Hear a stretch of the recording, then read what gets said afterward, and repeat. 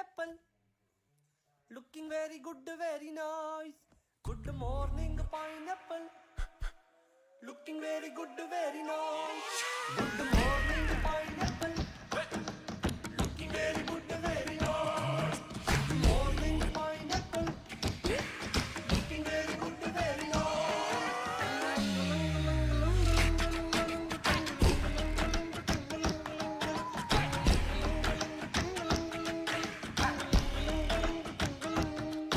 Good morning, pineapple. Looking very good, very nice. Good morning, pineapple. Looking very good, very nice. Good morning, pineapple. Looking very good, very nice. Good morning, pineapple. Looking very good, very nice.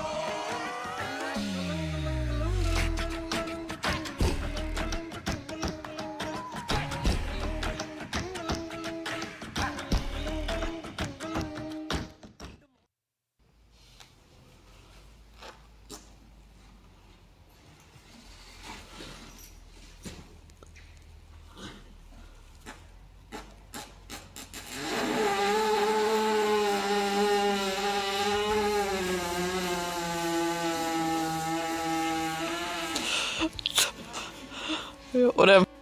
That was the wrong clip. Or was it? Maybe that was the right clip. Good morning to all the goats out there. Wake up. It's time to rise and freedom.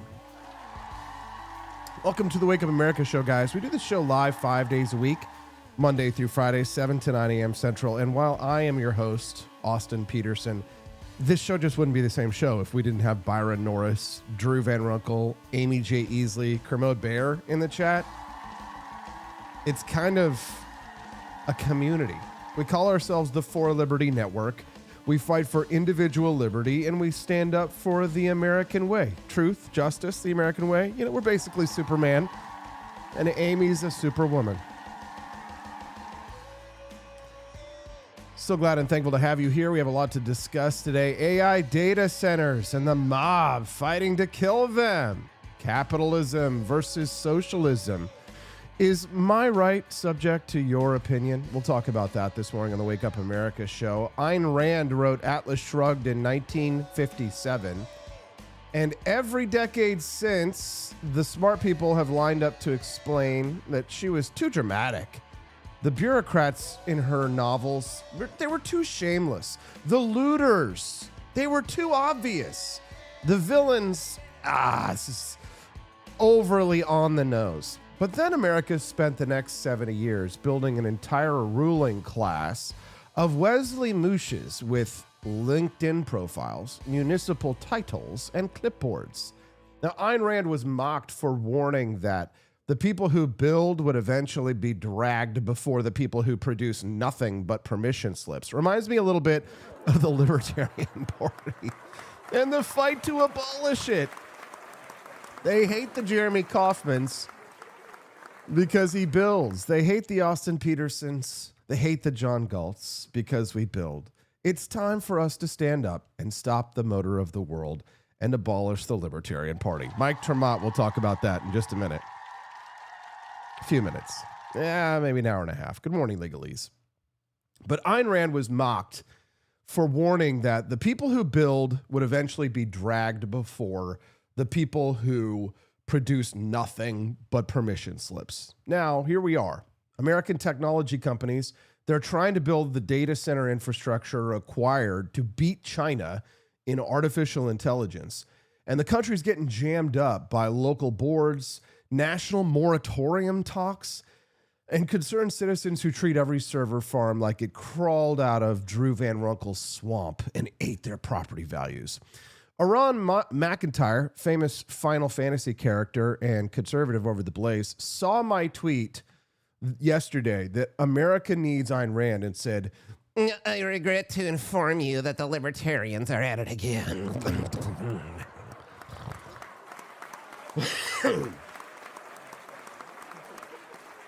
Now, this moment in American history is exactly why Ayn Rand matters.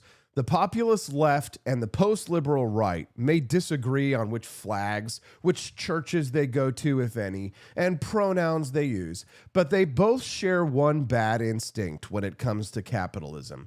The producer is always suspicious. The merchant class, ooh, shifty Jew. The builder always needs a handler. The man with the blueprint has to be hauled in front of the community, the board, the subcommittee, and some guy named Gary who owns 3 acres and thinks the zoning code was handed down at Mount Sinai alongside the 10 Commandments. The left calls it equity, progressivism. The post-liberals call it community. But the result is the same. The people get told to sit down by the people who have never built anything bigger than a Facebook group or just a podcast following. Wink. Yeah, self-aware there, huh?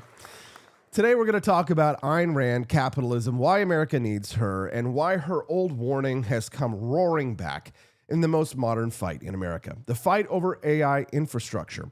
Across 40 states, organized opposition groups are working to block data centers. Between April and June of last year, 20 projects worth $98 billion were blocked or delayed across 11 states. So that's not some tiny local squabble over a shed in the wrong setback zone. That is American tech power getting stuck in a meeting room with a stale coffee and a sign-up sheet. Bernie Sanders wants a national moratorium on data center construction. Alexandria Ocasio-Cortez, of course, Occasional Cortex signs on. A planning commission in Culpeper County, Virginia, killed a $12 billion project over rural preservation. You didn't want the spook the horses.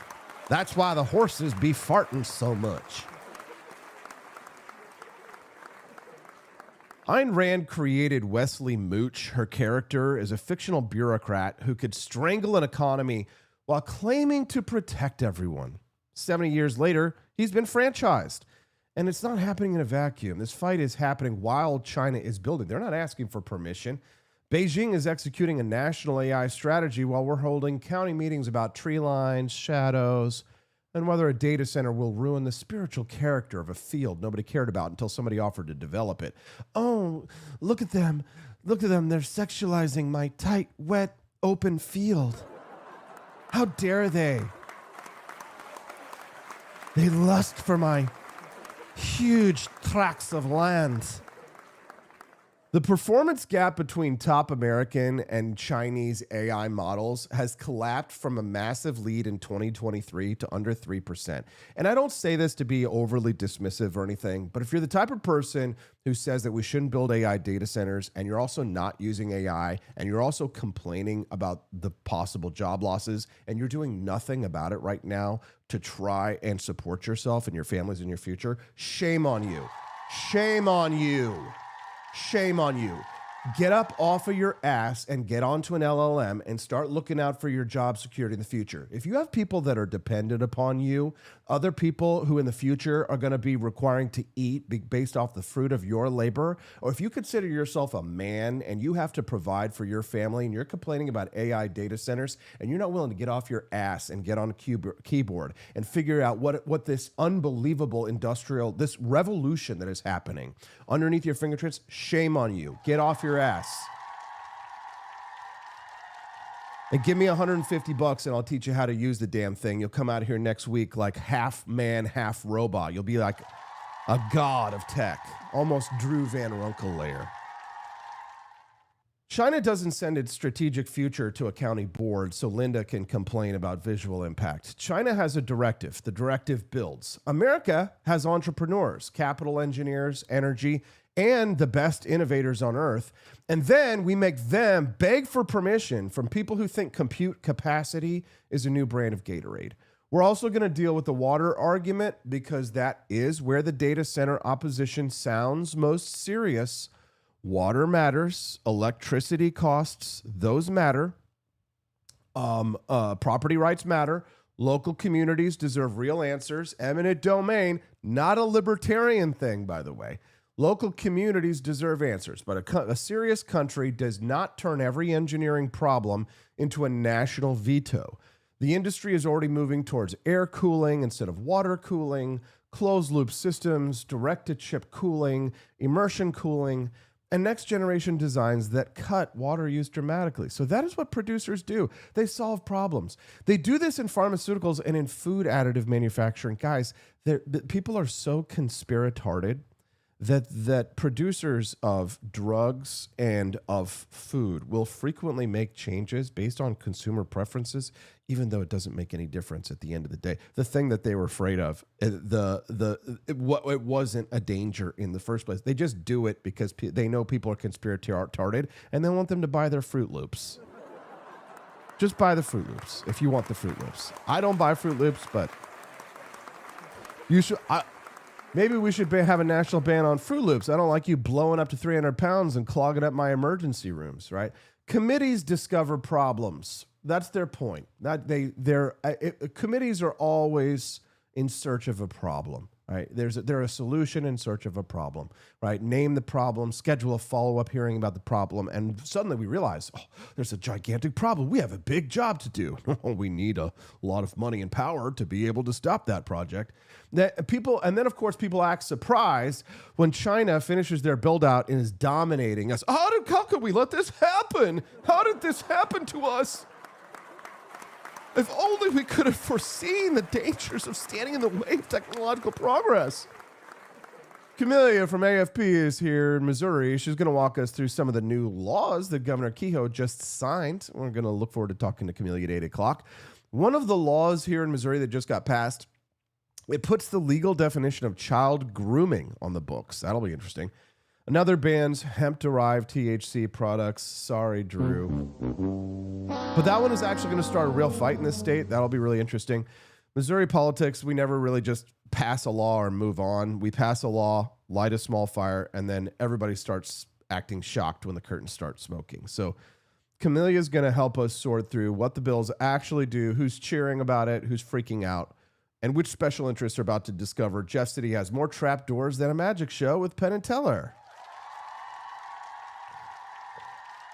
And speaking of libertarians or former libertarians, Mike Ter Maat is here. He was the Libertarian Party's vice presidential nominee in 2024.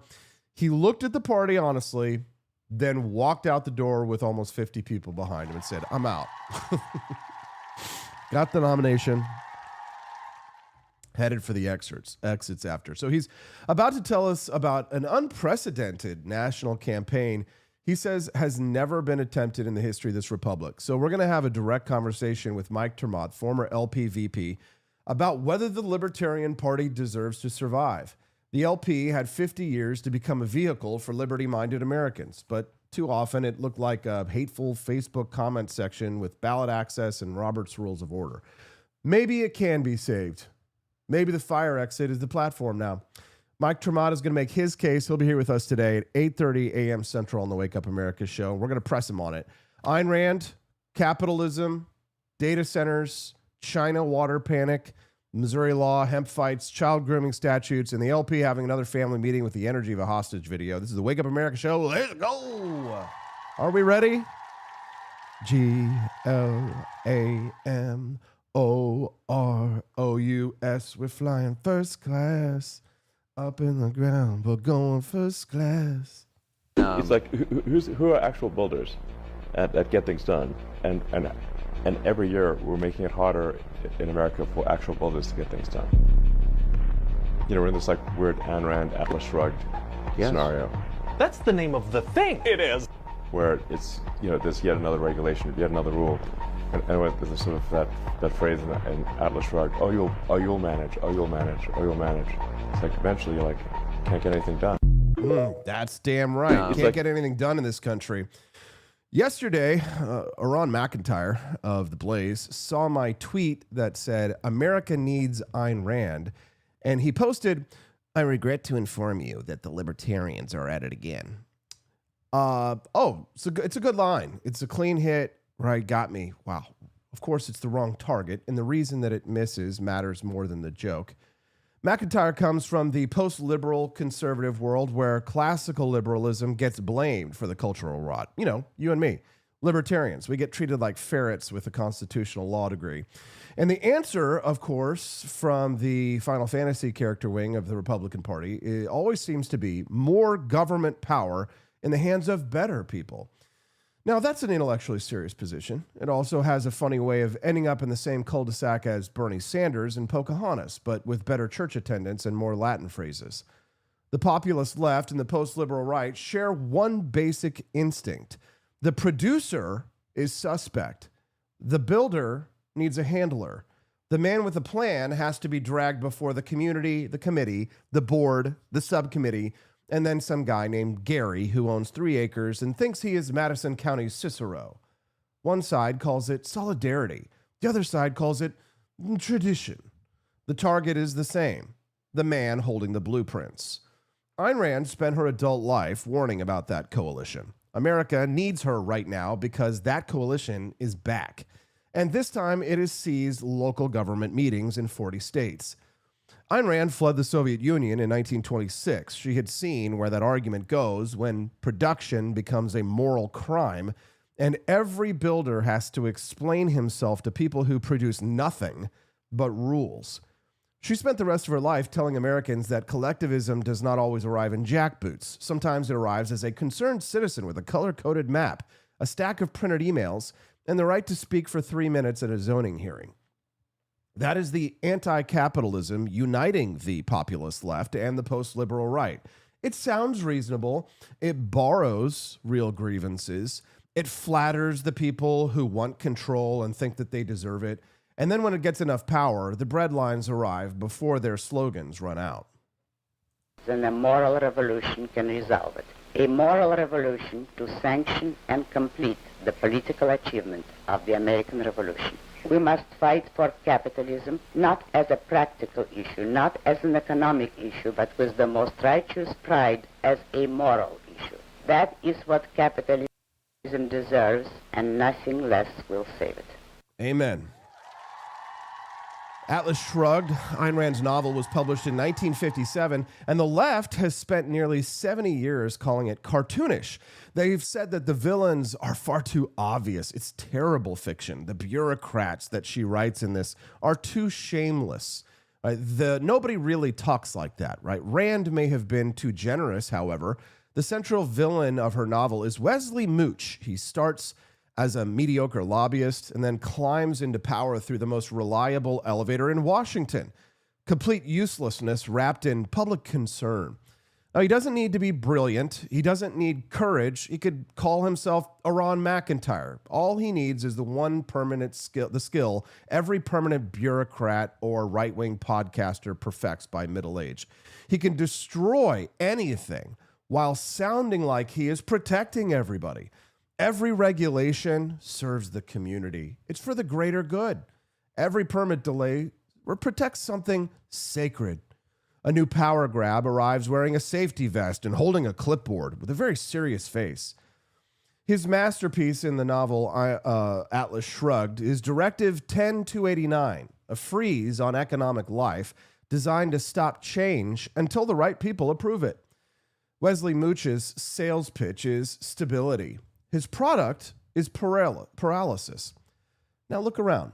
Between April and June of 2025, 20 data center projects worth $98 billion were blocked or delayed across 11 states. Data Center Watch tracks 188 organized opposition groups across 40 states working against AI infrastructure. Bernie Sanders has called for a national moratorium on data center construction. Alexandria Ocasio-Cortez joined him on the federal bill. A planning commission in Culpeper County, Virginia, killed a $12 billion data center project over rural preservation. The old Luddites at least had the decency to smash the machine themselves. The new ones make the machine die in a committee with folders. They have maps. They have legal objections. They have the moral confidence of a people who have never built anything bigger than a Facebook group. Rand's genius was, of course, not inventing monsters. Ayn Rand's genius was recognizing the kind of person who can strangle a country while speaking in the tone of a school principal, acting out their moral superiority while the world burns around them. The people stopping American AI infrastructure do not see themselves as villains. Of course not. James Taggart never did either. He thought he was protecting the railroad from the kind of men who moved too fast, built too much, and embarrassed the committees by being right. The Stanford AI Index 2026 puts the performance gap between the top American and Chinese AI models at 2.7% in 2023. That gap ran between 17 and 31 points. China is pouring money, policy, and industrial planning into AI. Now, China, they're not sending their strategic futures to a county board so Linda Han can complain about the tree line. China has a directive, and the directive builds. Rand thought that she was writing a warning. Well, it turns out that she was also writing a field guide. Chamath, you referenced these activists that are protesting, delaying these data centers in these localities. One thing I want to dispel this myth. This is not like organic, hyper-local protests by people in a community that aren't being spurred on. This is highly organized activists that are moving across the country to stir up trouble in the exact same way they did to stop all fission reactors being built 30 years ago in America. Now we have no nuclear reactors being built. China's got 100 of them. Who was funding those activists? I think we need to really look into who's funding the activists now. I'm not saying that there aren't any concerns, but the misinformation about water, the misinformation about electricity bills are going up in the places that are not building data centers, New York and California, because they haven't built any supply on the grid. In Texas, where you're building the most data centers in the country, electricity costs are going down. So I think that's the same movement as the anti-nuclear in the 60s and 70s. So now the water argument, and this deserves a straight answer because this is where the opposition sounds most serious. American data centers directly consumed about 17.4 billion gallons of water in 2023. Large facilities using evaporative cooling can use millions of gallons per day. But let's not forget our elementary school physics lessons that matter can neither be created nor destroyed. Water does. It is a solid, a liquid, and a gas, so it doesn't disappear. It just changes forms. Let's remember that. Projections show that national direct water consumption could rise sharply by 2028. So those numbers about water consumption, remember, water it just changes its form.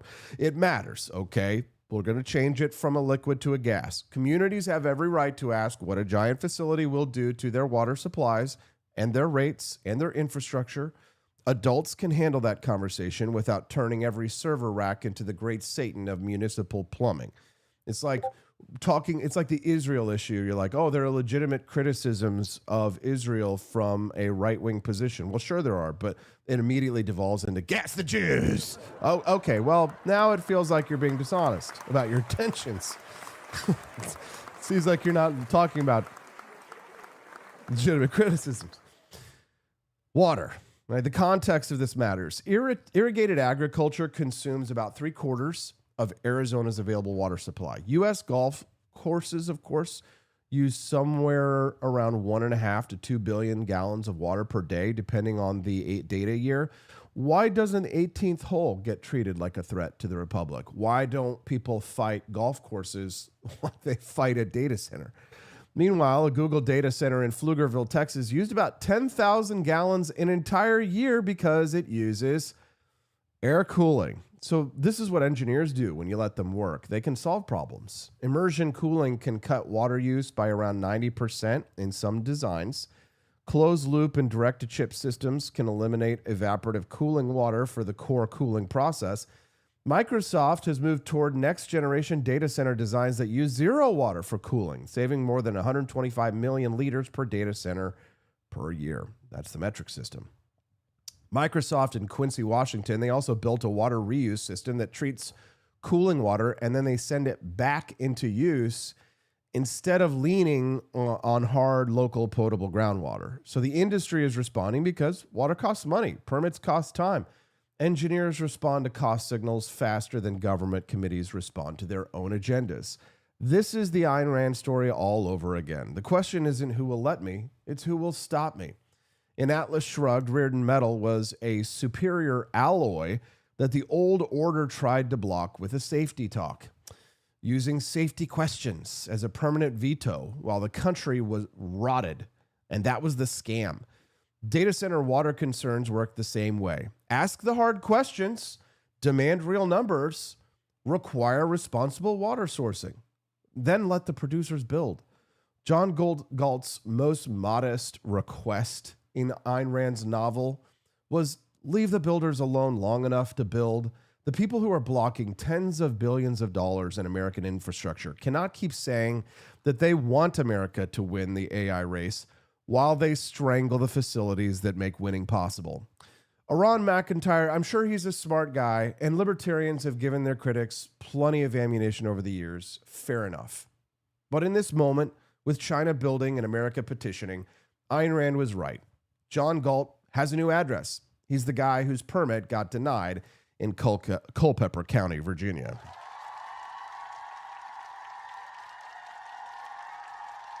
Now, let me ask you a question. Are you a fan of Ayn Rand? I know many of you are. So have you seen our Ayn Rand quote t-shirt? What a great segue. Look at me. The question isn't who is going to let me, it's who is going to stop me, the Ayn Rand t-shirt. Stephanie designed this the other day, and I swear it had nothing to do with me writing this segment. It just so happened to work out that way. That Ayn Rand was the perfect avatar to defend free market capitalism in this country.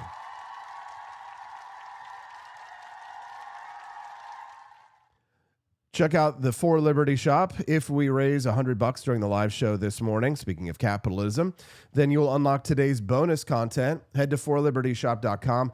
Grab our Ayn Rand. The question isn't who is going to let me, it's who is going to stop me t-shirt. Check out our 250th anniversary collection.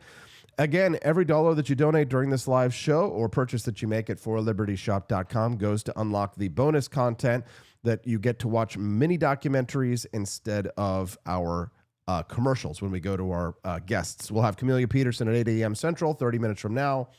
And then we'll have Mike Ter Maat joining us at 8:30 a.m. Central on the Wake Up America show. So make sure you don't miss that. And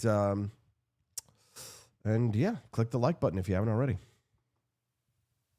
Capitalism does not tell men to serve and sacrifice, but to produce and profit. Capitalism does not preach passivity, humility, resignation, but independence, self-confidence, self-reliance. And, above all, capitalism does not permit anyone to expect or demand, to give or to take the unearned. In all human relationships, private or public, spiritual or material, social or political or economic or moral, capitalism does not tell men to serve and sacrifice. Let's talk about Nimbyism and Luddites. So there is a movement in this country that has no real leader. There's no real theory, but somehow it has enough free time to make local government meetings feel like they're hostage negotiations. These are the Nimbys. They show up at your local meetings with folders, color-coded maps, and the moral confidence of a retired dentist who just discovered zoning law. Right? They've declared war on these data centers that form the physical backbone of American technological power. And they've already cost the United States $98 billion in technology infrastructure in a single 3-month window. Without which, of course, this technology, you would not be able to hear or see me speaking live right now. And I know many of you are like, oh, well, then definitely no data centers. The people who are hate watching right now, they're like, oh, we could do without that. There are now at least 188 organized opposition groups operating in 40 states, and that number was 142 groups in 24 states just months earlier. Project cancellations quadrupled from 6 in 2024 to 2025, where there was, I think, from 6 to 25 of them. Yeah, just 25 cancellations. And that was just 2 cancellations in 2023. From April through June of 2025, 20 data center projects that were worth $98 billion were blocked or delayed across 11 states. And that's more than every prior quarter since 2023 combined. Now, since 2023, $18 billion in data center projects have been outright canceled and another $46 billion delayed. Bernie Sanders is calling for this national moratorium on data center construction to stop what he called the unregulated sprint to develop and deploy AI. Right? Bernie, of course, sees a new industry being built, and he immediately starts looking for the parking brake. Alexandria Ocasio-Cortez signed on to the federal moratorium proposal in March of this year because the future has to be reviewed by a committee of people who think electricity comes from vibes and consent forms, man. In Port Washington, Wisconsin, voters passed the first referendum in the nation requiring voter approval for any large-scale data center project receiving tax benefits. In Culpeper County, Virginia, a $12 billion project was unanimously denied by the Planning Commission over rural preservation. $12 billion in American technology infrastructure was stopped so that the county could preserve the sacred local tradition of having 3 gas stations, a Dollar General, and a field everyone pretends is beautiful until somebody offers to buy it. In Arizona, 2 projects worth $14 billion were pulled because residents complained about building height and noise. In Indiana alone, more than a dozen projects failed to get permits. The complaints are always the same: noise, water, electricity bills, visual impact, property values, green space. And some of those concerns can be real. But those people never ask what it costs America when they win. They think about the view from the kitchen window. China thinks about the next 50 years. Now, the word Luddite, which Colton, who helped me write the script yesterday, learned yesterday for the first time. Let's give it up for Colton. Learned a lot from his time here at the For Liberty Network. The word Luddite comes from a real place and a real moment in American history, and English history, excuse me. English, we are Anglo-Saxon, are we not? In 1811 and 1812, English textile workers began destroying weaving machines in the factories of the Midlands and Yorkshire. They called themselves Luddites after a fictional folk hero named Ned Ludd, who had supposedly smashed 2 stocking frames in a fit of rage decades earlier. Truly the Bernie Sanders of his time. Every era, of course, gets the mascot that it deserves. Some get George Washington, some get Abraham Lincoln. The anti-tech crowd got a guy whose legend begins with losing an argument to furniture. Now, to be fair, these were not stupid people. Many were skilled craftsmen who had spent years mastering their trades. They could see that the Industrial Revolution was going to change their world forever, and they were right. Their failure was thinking that they could stop history with a hammer. The British government, in response, deployed the military against the Luddites. The leaders were hanged or transported to penal colonies. The machines kept running. The Industrial Revolution continued. And within a generation, the standard of living for ordinary English workers rose in ways that the men who were smashing looms in 1812 could never have imagined. Now, history has a pretty brutal sense of humor about this. The people who plant themselves in front of progress eventually become footnotes with bad bull haircuts. The railroad did not stop because people worried about the horse economy. The automobile did not stop because people thought it would ruin the countryside. Henry Ford famously said that if he had asked people's opinions about what kind of vehicle he should build, they would have said faster horses. Well, no offense. But electricity did not stop because someone decided the light bulb felt unnatural. Benjamin Franklin was found with several bodies buried in the basement of his house in Philadelphia. It turns out that was a man who decided that he wasn't about to let the laws or customs or moral understandings of his time get in the way of doing a little bit of cadaver research. Benjamin Franklin, look it up, found several bodies in his basement because it was illegal to experiment on dead humans at the time because of superstitions. They did it anyway because they knew that it was advancing progress, advancing science. Benjamin Franklin, an Ayn Randian, an objectivist perhaps before objectivism had been perfected. But electricity didn't stop because someone felt that Benjamin Franklin's electricity felt unnatural. Right? Television didn't stop because people thought it would rot every brain in America. Although, to be fair, the people, they did make that one closer than comfortable. The internet did not collapse because 1990s experts called it a passing fad. Progress doesn't care about how many people sign a petition in cursive. It moves. The question is whether America leads this revolution or if we watch someone else cash the check. The modern NIMBY has the old Luddite instinct with much bigger consequences. The textile workers of 1812 were fighting over the British cloth market. The modern American NIMBY blocking data centers in Indiana, Virginia, Arizona, and Wisconsin is fighting over the infrastructure of artificial intelligence, military dominance, economic productivity, financial systems, medical research, logistics, and the distribution of global power for the next 50 years. How many of us have had a loved one die suffering from cancer, sometimes for years, and thought to themselves, if only we had the technology? The Luddites, of course, stand on the way, and they don't care how many people die. The Luddites of 1812 were tragic. The NIMBYs of 2025 are tragic, and they have a mailing list and a lawyer and a clipboard. When you're pushing back on these protesters against a 40,000-acre data center built out in Utah, this project set to support more than 10,000 jobs during construction alone.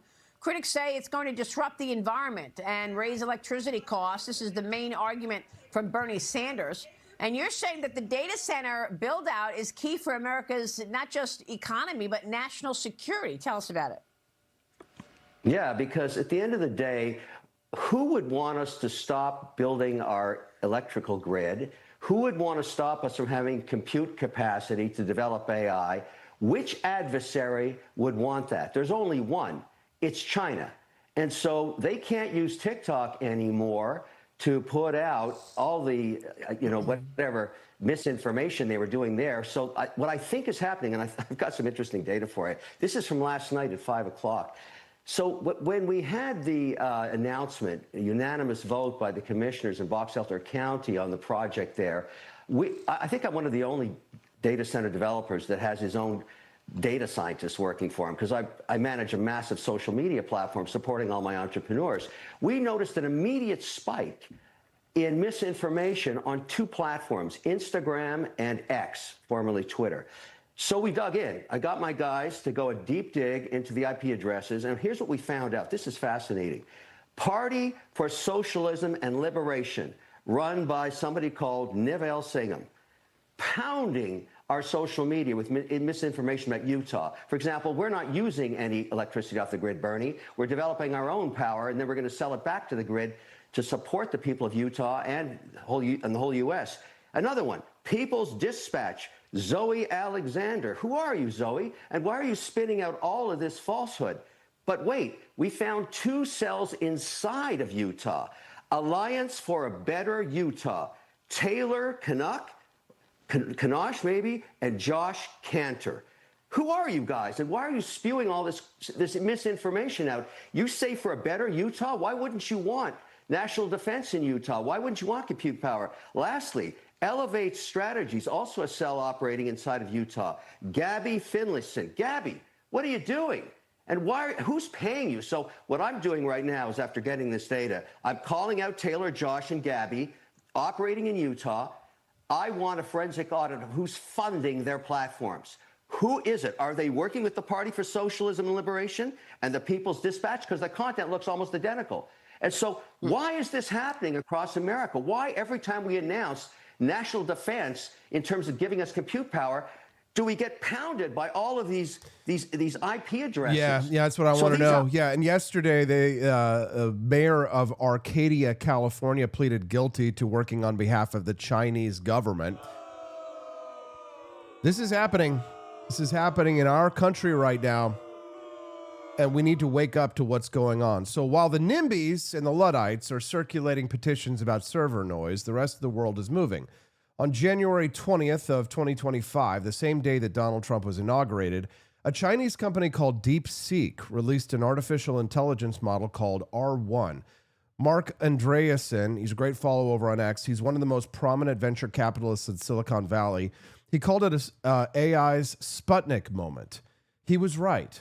DeepSeek's R1 performed on par or better than OpenAI's best models on key benchmarks. That's ChatGPT.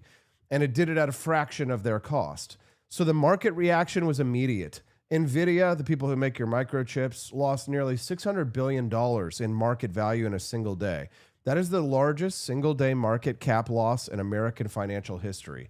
That's what happens when Wall Street looks up from the Bloomberg terminal and realizes that Beijing just walked into the room with a chainsaw and a discount coupon. The Sputnik comparison, of course, very important. Some of you might have even been alive in 1957. The Soviet Union launched the first satellite into orbit, and the United States went into a controlled national panic. That panic produced NASA, the Apollo program, and American boots on the moon within 12 years. America saw a real technological challenge and a threat from an adversary, and they responded like a serious country. But we are no longer a serious people. Today, our response is 188 organized opposition groups in 40 states trying to block the facilities required to compete. That's not a moonshot. That's an HOA meeting with a national security clearance problem. The Stanford AI Index 2026 put the overall performance gap between American and Chinese AI models at around 2.7 percentage points. So in 2023, for reference, I think it was between 17 and 31 point gap. We were way ahead of them. Not anymore. 3 years, hundreds of billions of dollars later, the gap is nearly closed. The United States spent $285 billion on private AI investment in 2025. China spent $12 billion. America outspent China by 23-1. And the performance difference is now under 3% between us. So if you're listening to this right now and it's confusing, but you want to learn more, please listen closely. China's Bank of China announced a sweeping AI industry development action plan in early 2025, pledging at least 1 trillion yen, about $137 billion, over 5 years to accelerate their AI infrastructure, their robotics, and computing capacity. In 2017, the Chinese State Council launched its new generation AI development plan with one explicit goal: make China the global leader in AI by 2030. Beijing has since introduced more than 40 regulatory and policy initiatives to advance that goal. Chinese companies have built competitive large language models. That's like ChatGPT, right? They've built these despite the fact that they've been cut off from the world's best chips by U.S. export controls.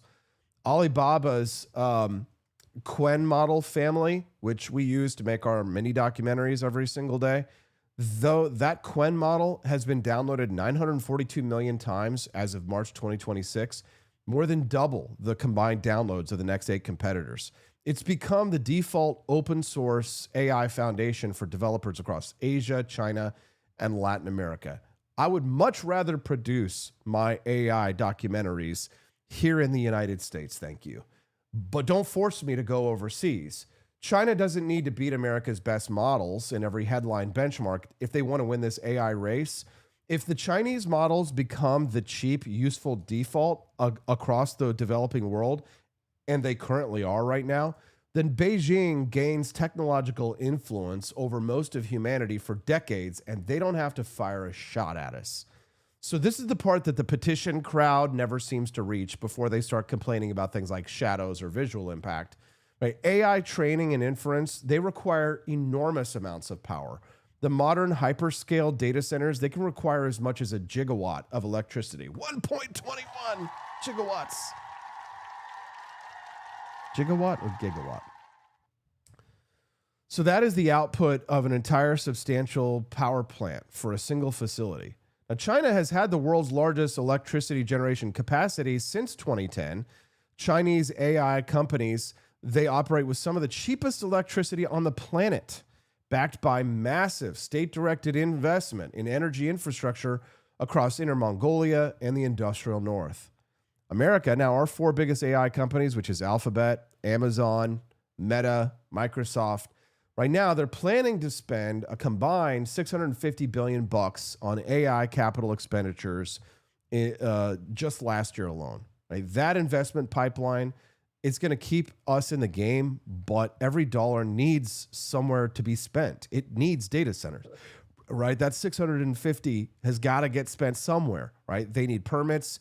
They need somebody to look at somebody who's in a county government to look at the most important tech race since the nuclear age and do something more useful than ask whether the building will clash with the barn aesthetic. I mean, take a look at this. Eileen Wong, the mayor of Arcadia, California, has been charged with acting as an illegal foreign agent for China. Justice Department announced on Monday. Wang agreed to plead guilty, accused of acting as an illegal agent for China. Do you think seriously that this anti-AI, these people that Mr. Wonderful is talking about, you think that this isn't a planned op against us right now? Right?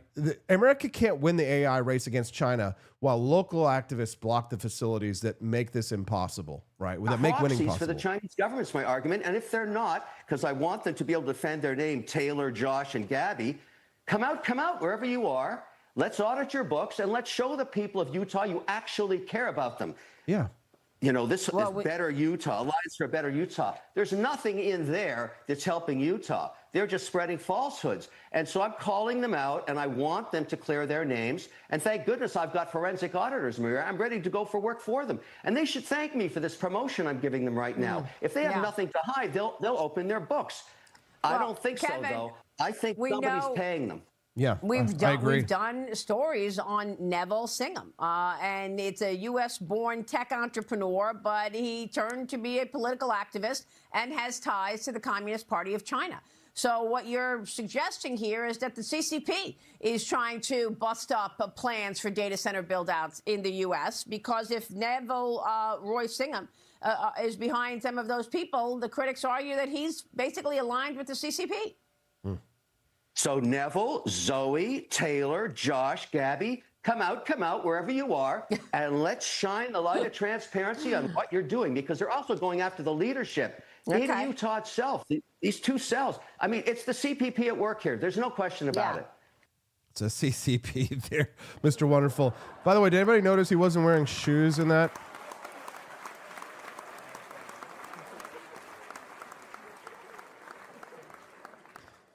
Some of these community concerns, right, they deserve real answers. Electricity costs, they matter. Water use matters. Noise does matter. Property rights matter, right? A free country, of course, doesn't get to treat local people like traffic cones just because Silicon Valley found a new way to burn capital, right? But there is a difference between negotiating sensible conditions and building a national blockade against the infrastructure of American power. The Luddites who smashed looms in 1812 had a genuine grievance. History remembered their pain, but rejected their strategy. Why would we build something that's going to replace us? Because what you do later will give you higher income. The Nimbys who are blocking data centers, they have smaller grievances, but there are far larger consequences. The original Luddites were fighting the Industrial Revolution in their own country. The modern American NIMBY is putting America's position in the most consequential technological competition since the nuclear age at risk. And they're doing it for a kitchen window view and the possibility their electric bill might go up the price of a gas station coffee. The Trump administration, of course, understands the stakes. God bless President Trump, probably the most Randian of heroes in the modern age. His executive order last year accelerating federal permitting for AI data centers called AI infrastructure a cornerstone of national security, and it is. The Stargate project, which is backed by OpenAI, Oracle, SoftBank, they committed $500 billion for AI data center expansion across rural America thanks to that project. Thank you, President Trump. This is the largest private infrastructure investment in American history. The country that builds the compute wins the race. The country that turns every facility into a countywide group therapy session for Karens loses it. The first Sputnik moment produced a national mobilization. This one is producing a national petition drive. This is not how a serious country responds to a very real geopolitical threat. This is how a serious country gets passed by while arguing about the view. It's time to wake up, America, or we're never going to rise and freedom.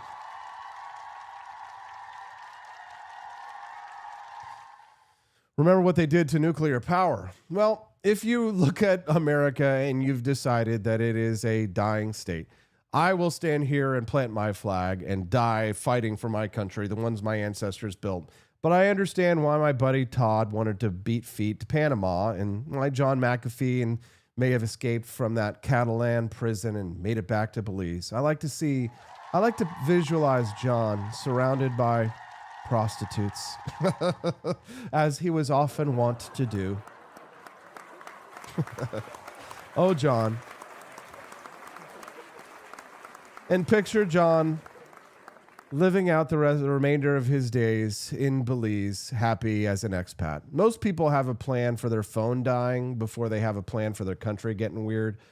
Expat Money, our sponsor today, helps you understand what it actually takes to build a real international plan B, and you don't have to have McAfee money, and you don't have to live like John McAfee. If you just want to have citizenship options or be able to engage in overseas banking, tax strategy, international real estate, and how to think about freedom beyond one zip code, you don't have to be a billionaire. You don't have to pack a bag tomorrow and start selling coconuts on a beach. It means that you just stop pretending everything's always going to work out because some guy on cable news said the adults are in charge and we're stopping the data centers and they have to build a park. Well, if you're tired of living in an Ayn Rand novel, then might I suggest that you go to the website expatmoney.com/Austin. That's expatmoney, E-X-P-A-T, money.com. Money. expatmoney.com/Austin. Head over there and start thinking seriously about your future and diversification. Thank you to all our friends over at Expat Money. Luddick Lore says, I'm working on my Japan backup plan right now. Luddick, you definitely need to go to that website. Tell them Austin Peterson sent you, dude. Get their free info packet and tell them you found us at the Wake Up America show so they will sponsor us for more months. As they are often wont to do. Austin used the word want, which he is often wont to do.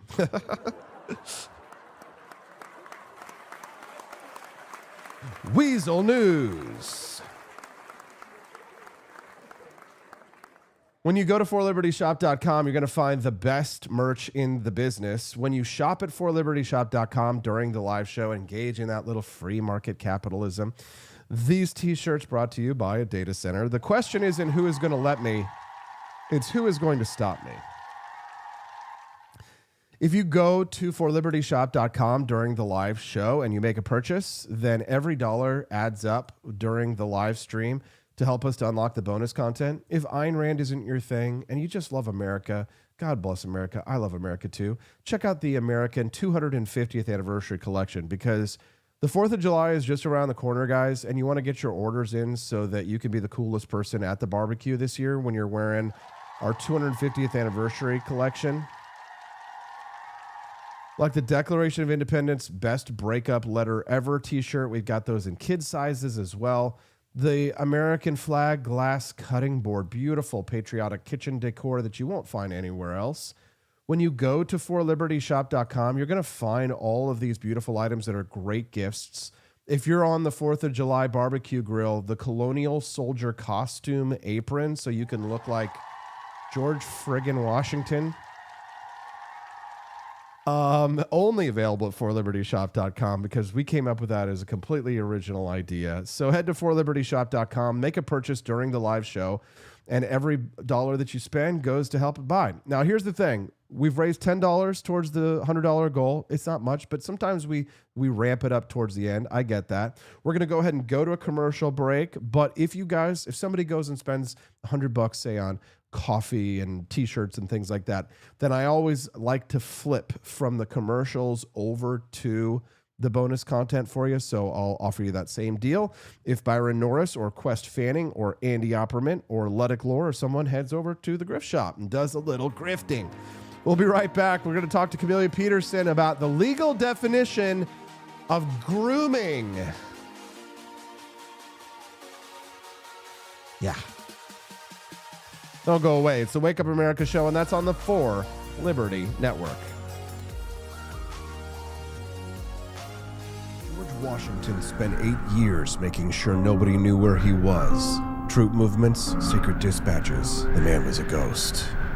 So when a barista leaned out a window and asked for his exact location in exchange for points they called stars, he looked at his flag and said, I've already already got my stars. 13 of them. Keep your dignity and your location intact. Grab a box of Washington's Revolutionary Roast at forlibertyshop.com.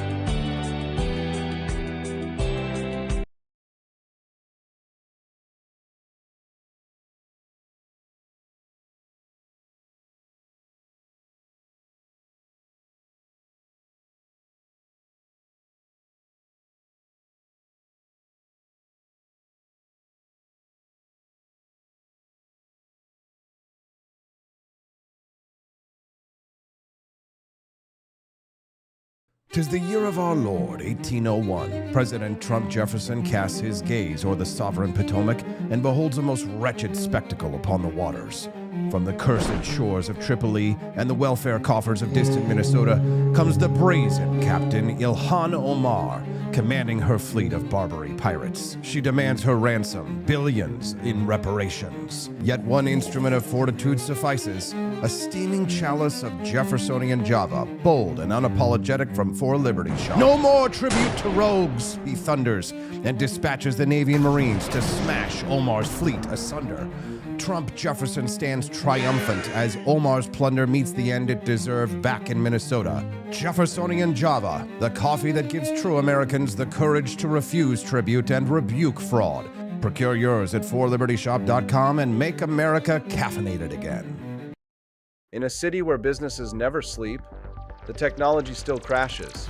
When technology turns criminal, they send up the signal. He's not a myth, and he's definitely not your nephew who knows computers. He installs, he protects, he backs it up. He keeps your business online and out of trouble. Managed IT, security, cloud, support that actually answers the phone. Layer 8 tech. When your network breaks, he wakes. Call Drew before your tech needs a rescue signal.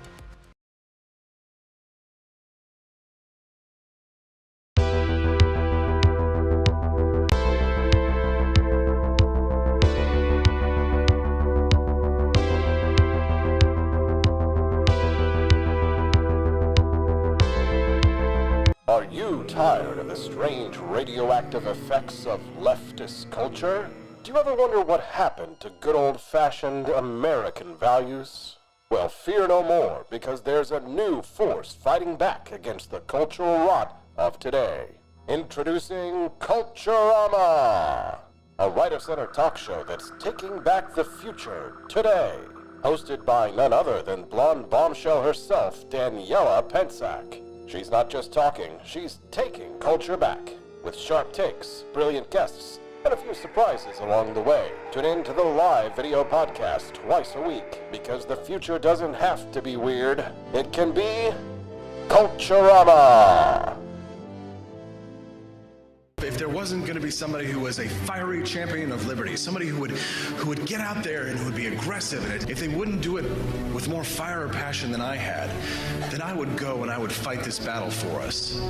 I've fought for the principles that we all share. Parties tend to be secondary to me. We're here because we believe in the principles of liberty. I am not a perfect messenger, but I think I'm a damn good one. This is a replica of our first president's flintlock pistol. You have my full support, my respect, and my gun.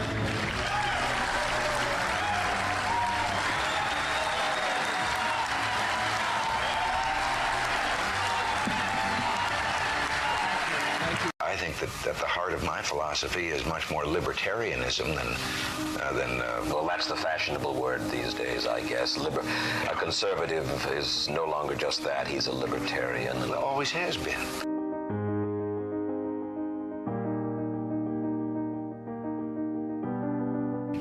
Yet any time you and I question the schemes of the do-gooders, we're denounced as being against their humanitarian goals. They say we're always against as a moral issue. If you want to save capitalism, there is only one type of argument that you should adopt, the only one that has ever won in any moral issue, the argument from self-esteem. Check your premises, convince yourself of the rightness of your cause, then fight for capitalism with full moral certainty. I quote from my book For the New Intellectual. The world crisis of today is a moral crisis, and nothing less than a moral revolution can resolve it. A moral revolution to sanction and complete the political achievement of the American Revolution. We must fight for capitalism, not as a practical issue, not as an economic issue, but with the most righteous pride as a moral issue. That is damn straight. Welcome to the Wake Up America show. I'm your host, Austin Peterson. We're glad and thankful to have you here. All right, we'll get off of the Nimbys and the data centers, maybe, depending on how my next guest feels about it. We'll talk about Missouri laws that are going into effect now. Hi, Camellia. How are you doing today?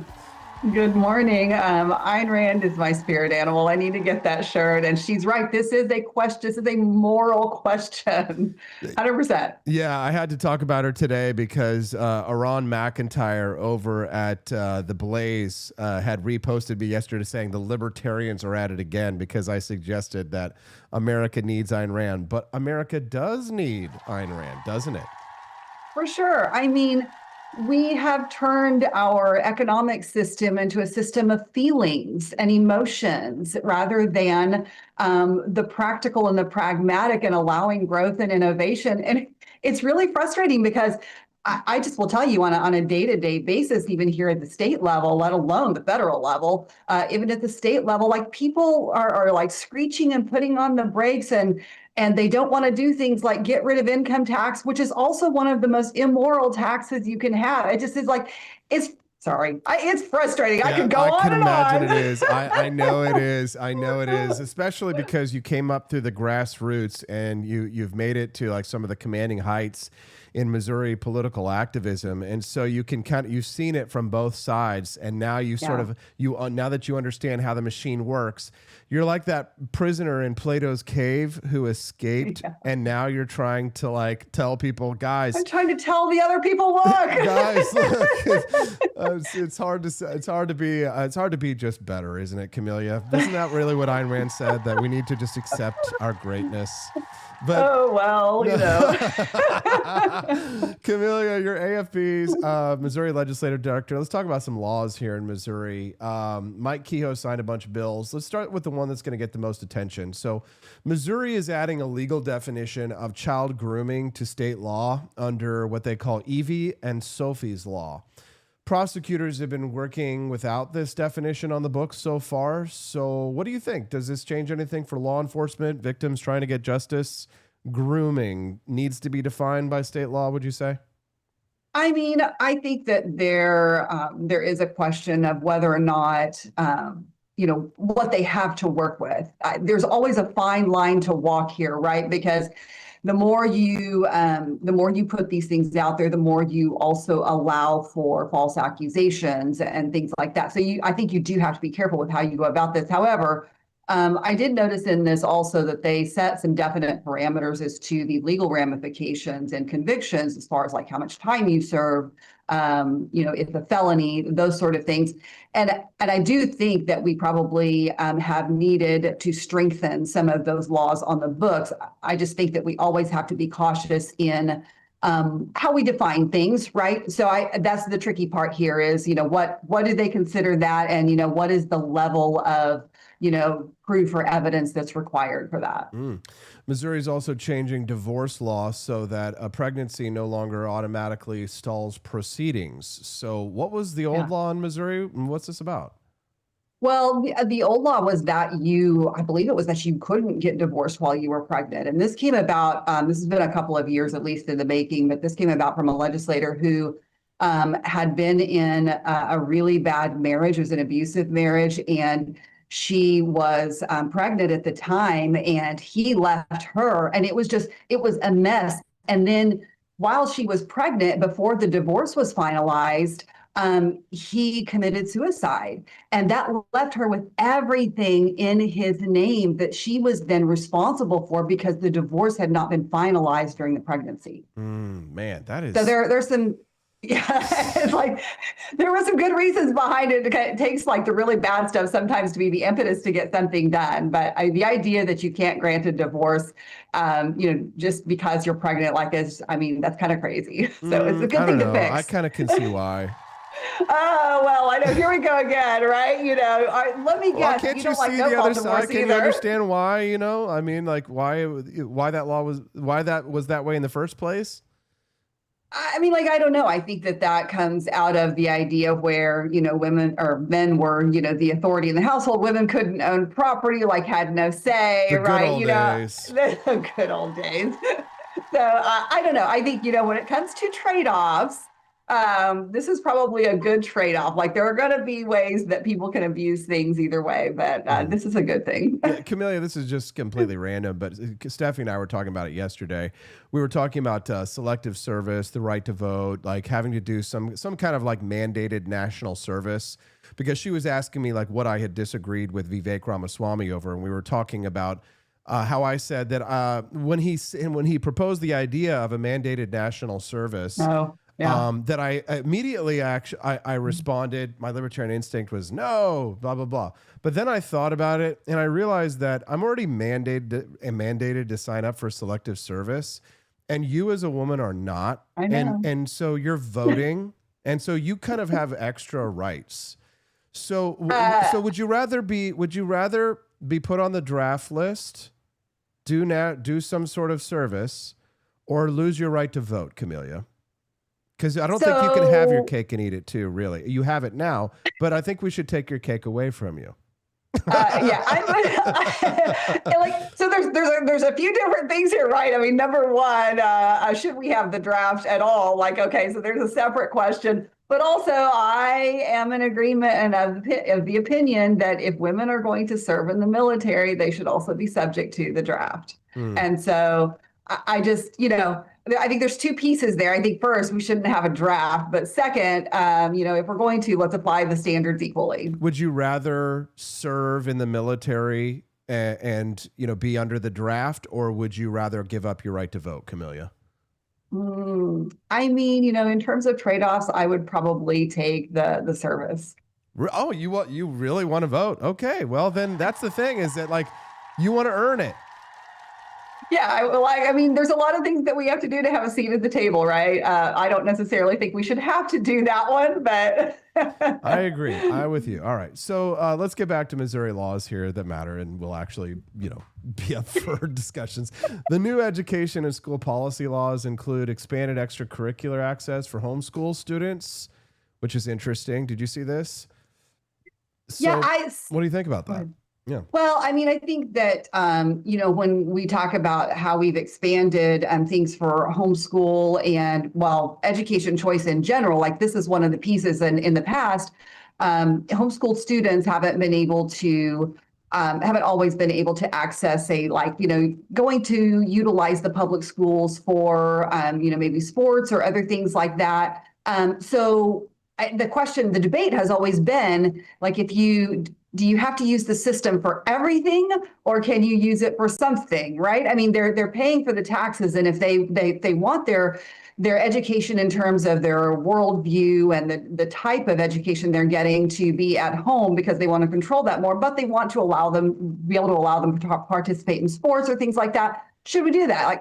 I think so. I think that's a good thing. And we're in an imperfect system. And so I think we should get the most we can out of it. Okay. Well, that's a good point. And you were a homeschool mom, so you've got the experience to know. Yeah. And I think if you're being taxed to pay for those programs, you should be able to have access to them. Yeah. Well, when Felicity's, this last summer, her homeschool hybrid school had unexpectedly shut down. And so we were left going, okay, where are we going to go? Because I didn't want her to just be stuck by herself traveling with me, doing online for her last 2 years. At this point in her life, she needs more than that. She'd been in speech and debate. And so that was kind of one of our priorities. It's not sports, but it's an extracurricular, right? And it's an important skill. So I was just on the other side of the line for the next school district over that had a good speech and debate program. Would have cost me $10,000 to take her over there. And so I can get the best private school in the Joplin area for less than that. So I think that's put parents in a quandary when it comes to trying to make those decisions for their children. And so any other options we can get them is great. Good to know. There's another new law that's restricting these predatory ADA lawsuits. against small businesses over website accessibility violations. Yep. So this is kind of a real racket that's been destroying small businesses across the country. Can you explain what this is and how bad it's actually gotten in Missouri?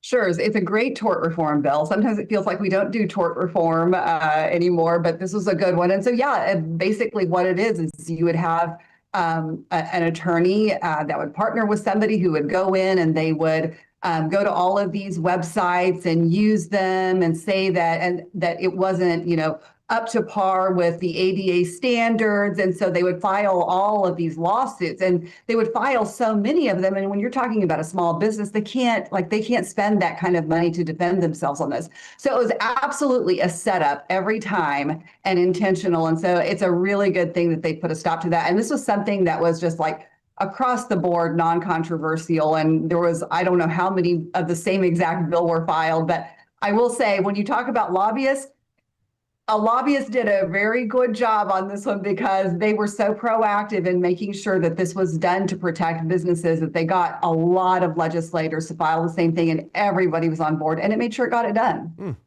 There's another issue that popped up here in Missouri, the vehicle licensing and dealership overhaul. It's still kind of rolling out. So permanent plates mailed directly to buyers, sales tax being collected at the dealership. A lot of people were shocked by that.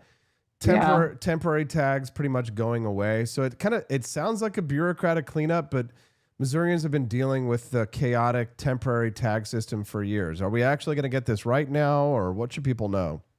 Maybe so. I mean, that is a problem and it's a little bit of a shock too, that you don't pay for your car all at once. Now, I don't know that this applies to you. Like if you buy a car used from an individual, you're still gonna have to, just like I did not too long ago, have to go to the DMV, pay your sales tax.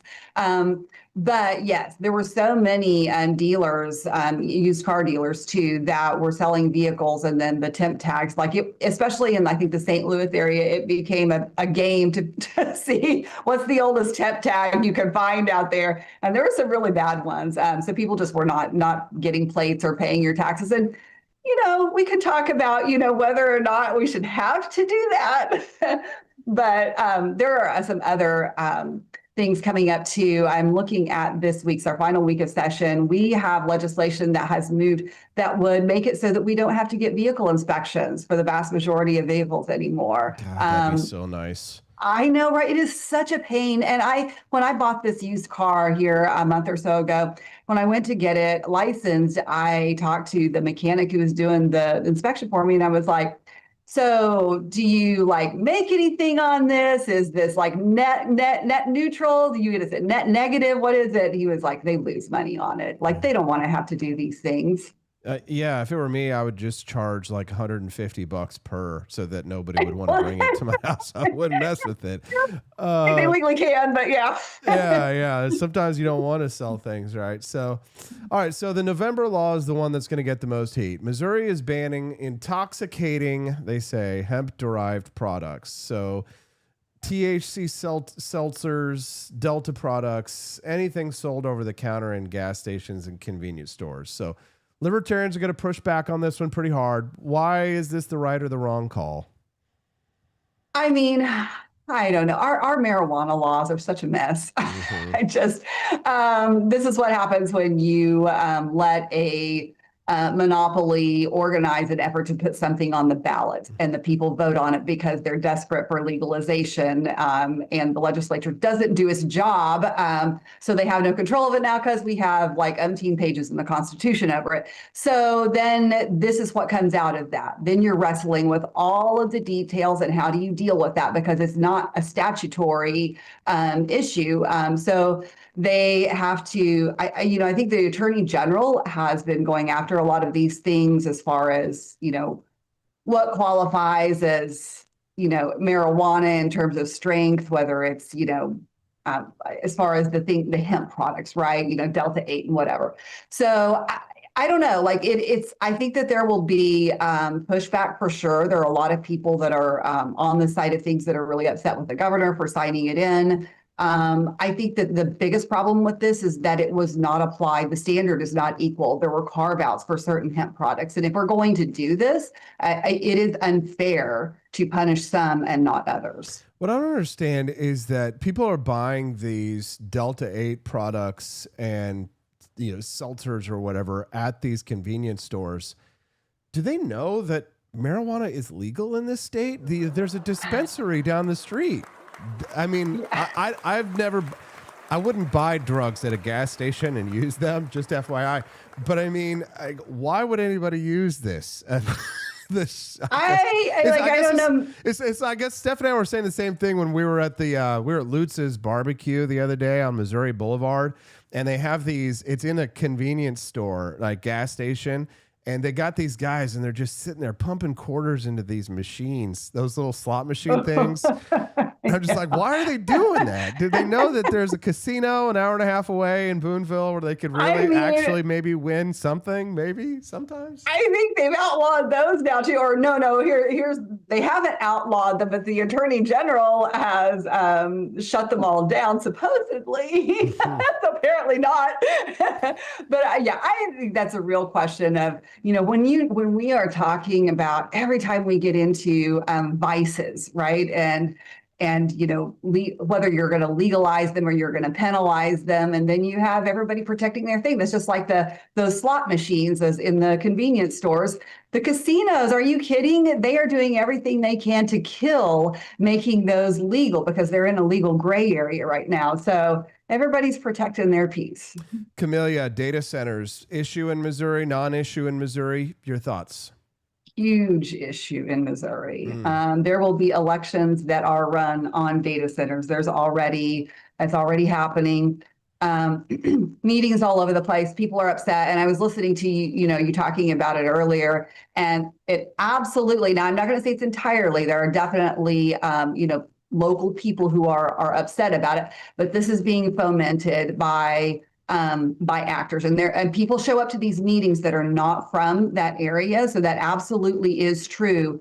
But yeah, we're just going to stay stuck. And the irony is all of these people are using all of the things that make, data centers I know, necessary. people posting on their iPhones with data from data centers. They're like, what do we even use this for? What do we even need this for? And look at this great AI image I made, criticizing people for supporting data centers. I saw that. Somebody was using the AI to create the anti-AI images. I'm like, we're not a serious people. We're not a serious country. No, it's crazy.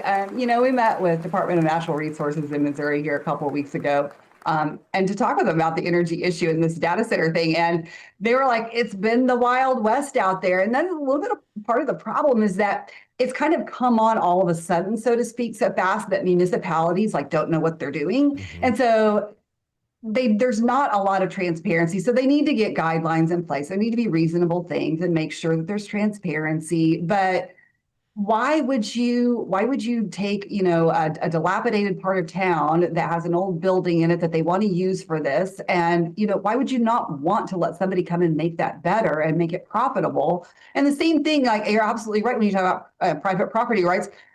Everybody in Missouri is talking about how they're going to save Missouri farmland. And I'm like, somebody, if data centers are buying this farmland, somebody's selling it. Can we talk about who's selling it? Because is it the farmer?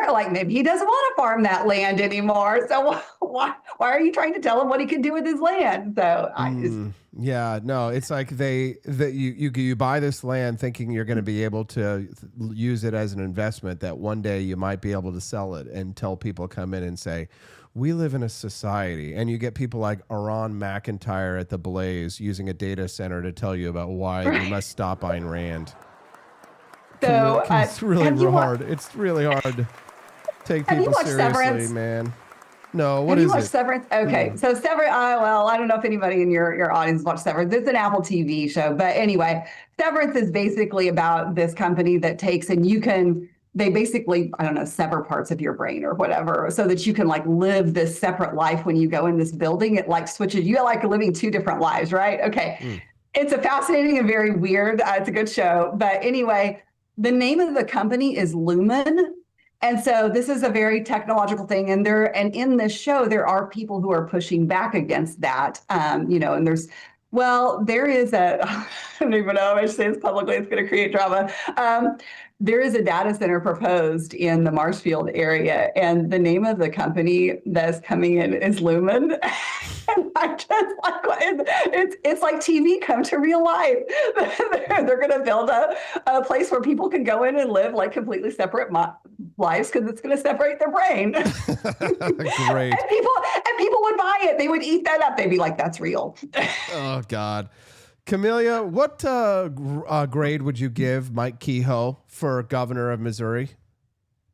I think at this point, I think he's still at a solid, I'm going to say A-, because there's probably a couple of things that I haven't agreed with. You just refuse to give somebody a perfect score. I hate that. I hated those teachers, man. I hated those teachers. But he has he's led on things that nobody else has for a long time, and I think that we've seen more hands-on involvement from him. He's been very proactive on things, and I never thought that we would be in a position, honestly, after the last several years, to have a governor who said we're going to get school choice done, we're going to eliminate the income tax. And a lot of other good things too. I mean, there are a lot of other issues that he's taken a stand on that I think that is leadership that we've not seen in the state in a long time. Camellia Paterson joins us Tuesdays and Thursdays here on the Wake Up America show. It's always fun. It's refreshing. She's been supporting the Wake Up America show and the For Liberty Network for years now. Got to get me an Ayn Rand shirt. Get you an Ayn Rand shirt. We appreciate you very much, Camellia. We'll see you on Thursday. Have a great day, everyone. Without AI data centers, how could we have had videos like this? Okay, we have it in our sight. Fire, boom. Okay, we have it in our sight. Fire, boom. Okay, we have it in our sight. Fire, boom. Fire, boom. Now, see, how could you have enjoyed that video without an AI data center? If you love that video, I know you're going to love AI data centers. Coming up, the man who was the Libertarian Party's vice presidential nominee in 2024 walked out the door less than a year later, and now he's about to announce something he calls unprecedented in 250 years of American political history. Mike Ter Maat joins me on the other side of the break. And while we're gone, forlibertyshop.com, freedom merch worth wearing. We'll be right back.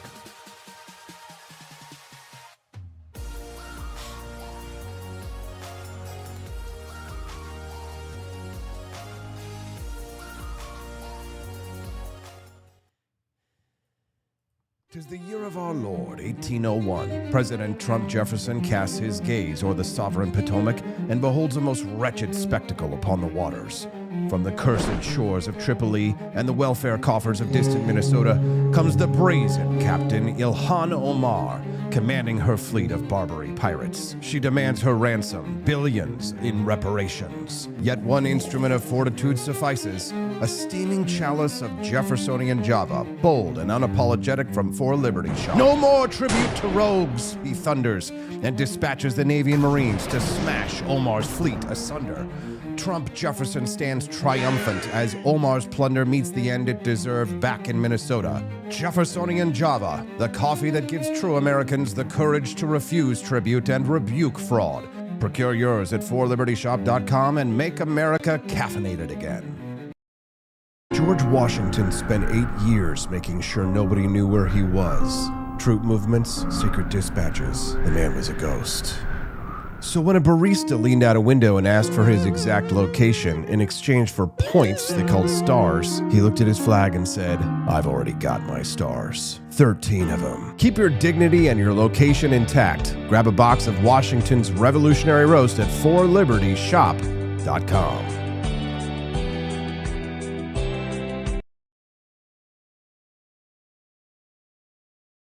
In a city where businesses never sleep, the technology still crashes.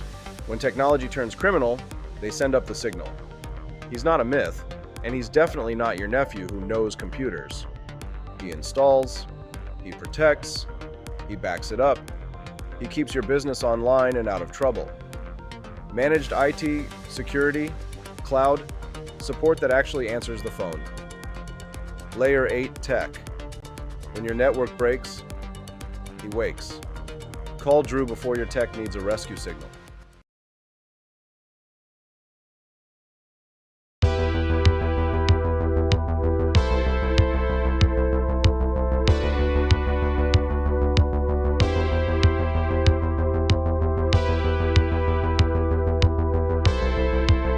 Are you tired of the strange radioactive effects of leftist culture? Do you ever wonder what happened to good old-fashioned American values? Well, fear no more, because there's a new force fighting back against the cultural rot of today. Introducing Culturama, a right-of-center talk show that's taking back the future today.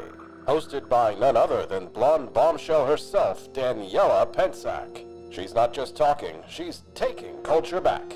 With sharp takes, brilliant guests, and a few surprises along the way. Tune in to the live video podcast twice a week, because the future doesn't have to be weird. It can be Culturama. If there wasn't going to be somebody who was... Welcome back to the Wake Up America Show. I'm your host, Austin Peterson. We're glad and thankful to have you here. Click that like button if you haven't already. And come back and join us every Monday through Friday, 7 to 9 a.m. Central Time. The Wake Up America Show streams live right here at rumble.com and many of your other favorite social media sites. Let's get this show on the road. My next guest is a former White House economist, an Austrian school PhD, and an 11-year police officer. He's also the 2024 Libertarian Party's nominee for vice president. But he left the party. In June of 2025, he took 45 people with him into the Republican Liberty Caucus. He just published Broken, How American Politics is Driving Civil Unrest, Financial Collapse, and War. And this July at Freedom Fest in Las Vegas, he's announcing a national campaign he says has never been attempted in the history of this republic. I'm guessing it's going to be something like the opposite of what the Nimbys are up to these days. Mike Ter Maat, he's a builder, and he's here on the Wake Up America Show. Good morning, Mike. How are you today, sir? Good, Austin. It's great to be with you. Great to wake up with you, and I mean that in the least creepy way possible. Glad to have you here with us, Mike. Mike, you were the LP's vice presidential nominee in the last election. You campaigned on that ticket, but less than a year later, you were gone. So what broke first, your patience or your faith in the party itself? My patience for the idea that the party would eventually play the role that we all wish that it would eventually play. I love the Libertarian Party. I know you do too. We all do in some sense. I just don't see any reason to believe that the next 50 years are going to be all that much more productive than the last 50 years. And that's not to say that the last 50 years haven't been terrific, but I do have a sense of urgency. I think that folks like you share that sense of urgency, that we are going in some weird directions as far as public policy in the United States and the way the federal government behaves, and we need to do something about it a lot sooner. Recording in progress. And I believe the vehicle for accomplishing that is very likely to be the Republican Party, which of course was my home for dozens of years. So I'm comfortably returning. Glad to have you here, Mike. Now, you said it wasn't like a strategic shift. You said it was a strategic shift, not a change in ideology. People assume that if you leave the party, that means you must not be a libertarian anymore. But you still believe in the same principles that you campaigned on when you were the VP for the Libertarian Party in the last election. It's just a matter of a vehicle, right?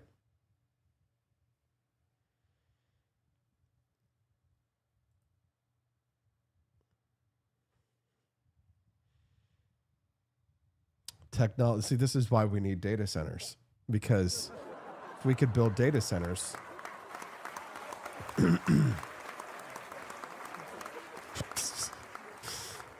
There went Mike Ter Maat. Womp, womp, womp. What you gonna do? There's two of me. You get two. You know what I'm gonna do? Is I'm gonna interview myself. Austin, what do you think about, should we abolish the Libertarian Party, Austin? I say yes. Let's have a vote. Do we want to vote on abolishing the Libertarian? Everyone who is in favor on the live stream, everyone who is in favor of abolishing the Libertarian Party, raise your hand. Say aye. Aye. Unanimous? All the nays? Any nays out there? Oh. Well, I guess somebody doesn't want to do that. So I don't know if we're going to get Mike Ter Maat on the show, but this is the kind of thing that just briefly for those of you who have never seen like how a podcast is produced. So when you produce a podcast, most people produce podcasts. They don't produce them live. The way that they produce shows is that they pre-produce them. They'll write them, they'll script them, they'll shoot them, and then they'll just upload it. But when you do something live, you do live television or you have some other problem, and it's live, everybody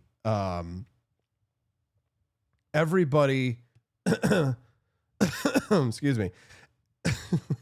Everybody who does a show live has to deal with the kinds of challenges like the one that we're seeing right now before you. So Austin sitting here by himself, talking to himself, is a product of the kinds of problems that you have when you're doing a live show. If I had just interviewed Mike yesterday and recorded it, I could be sitting right now.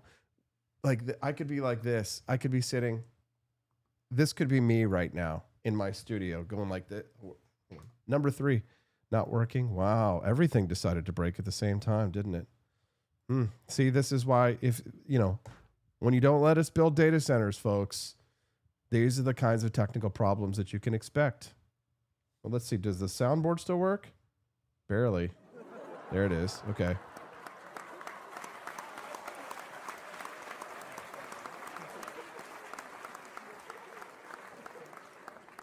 If I had just been able to have an AI data center. Now let's see. I turned back on the cameras. The camera switched off. There we go. Camera 3. See, I could just be sitting like this, hanging out. Instead, I have to go to a commercial break and hope that I can find Mike Ter Maat. We'll be right back. Technical difficulties. Support your local data center if you want to be able to watch your favorite talk shows. It's the Wake Up America show. And that's on the For Liberty Network, we think.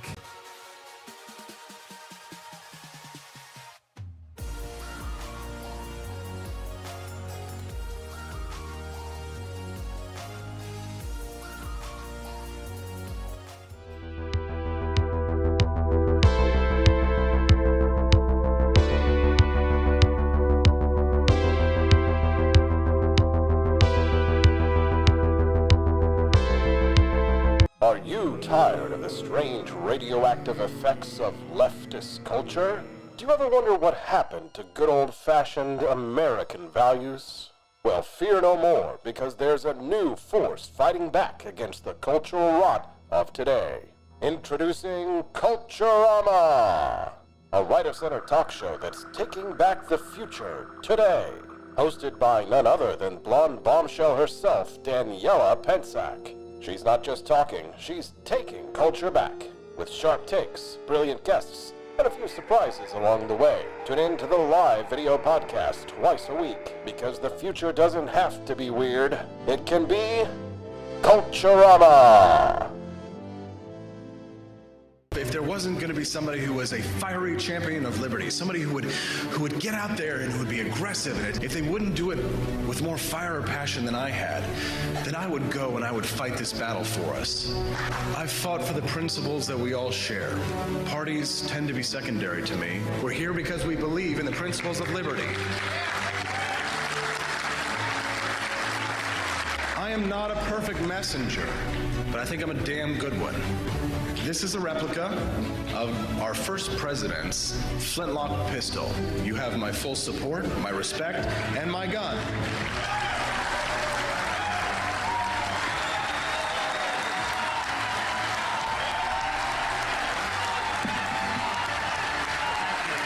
I think that the heart of my philosophy is much more libertarianism than well, that's the fashionable word these days, I guess. A conservative is no longer just that. He's a libertarian and always has been.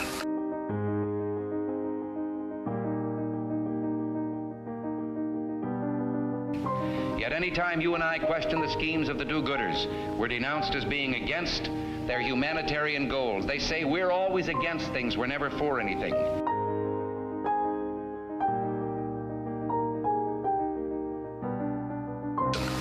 And what is fascism? Fascism is private ownership, private enterprise, but total government control and regulation.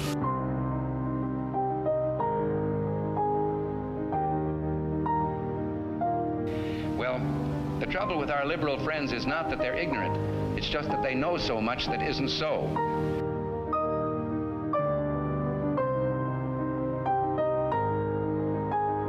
If we lose freedom here, there's no place to escape to. This is the last stand on earth.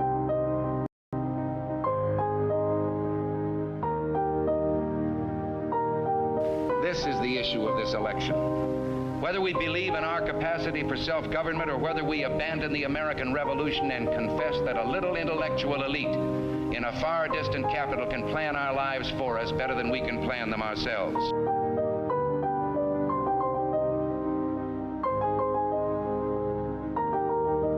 The conservative, so-called, is the one that says less government, get off my back, get out of my pocket, and let me have more control of my own destiny.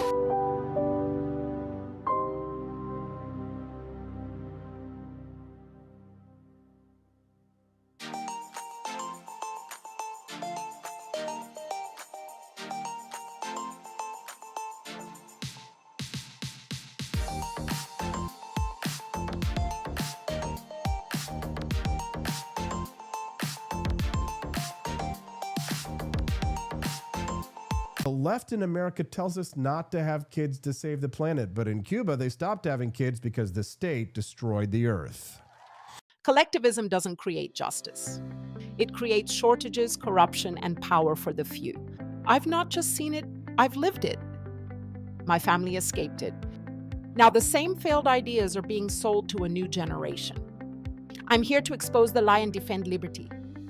From Cuba to Argentina to the United States, the freedom movement is rising. Cafecito Libre is the exile voice of economic truth. Cafecito Libre, premiering March 3rd as part of the For Liberty Network, only on Rumble.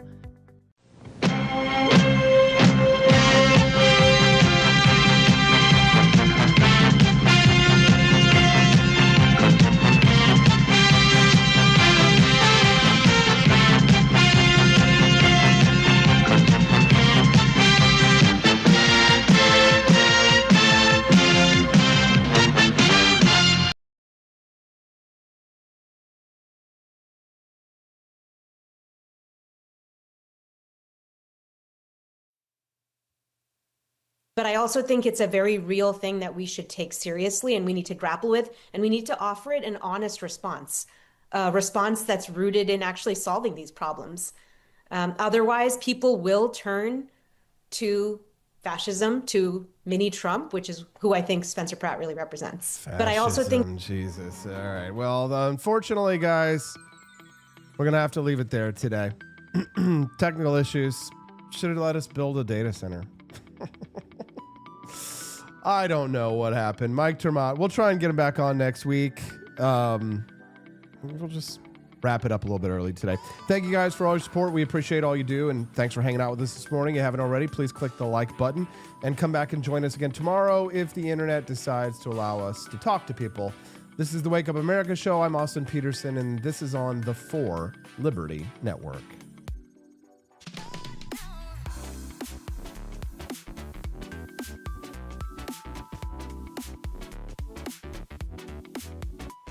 The state Senate passed legislation that could one day enable the...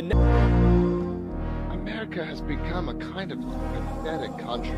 I want us to go to Mars and to cure disease and to build beautiful buildings and to raise strong and healthy families and to do cool stuff, the kind of stuff that we used to do.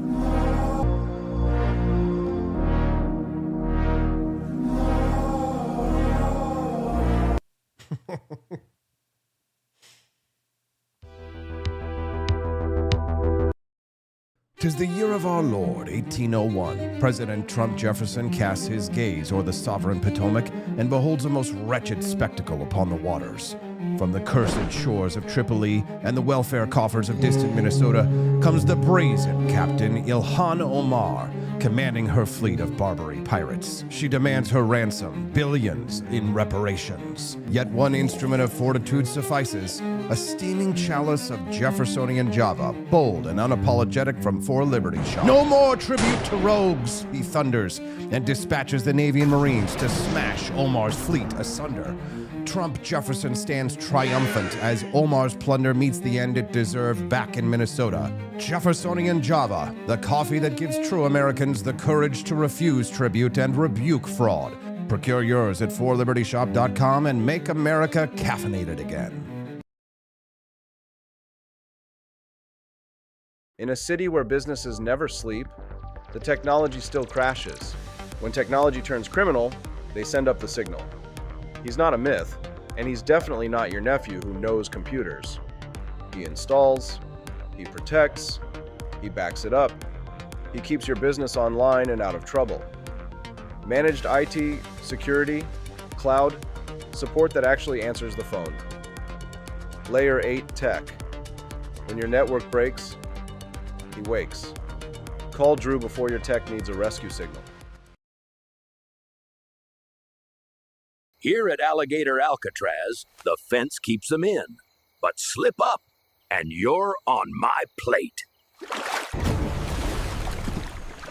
Looks like breakfast is making a run for it. We got 3 hot meals trying to check out early from Alligator Alcatraz. They can splash, they can sprint, but there's no escaping Alligator Alcatraz. Caught 2. The third? Huh.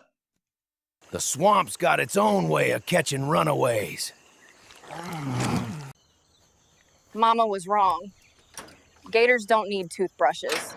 Just an honest job making America great again.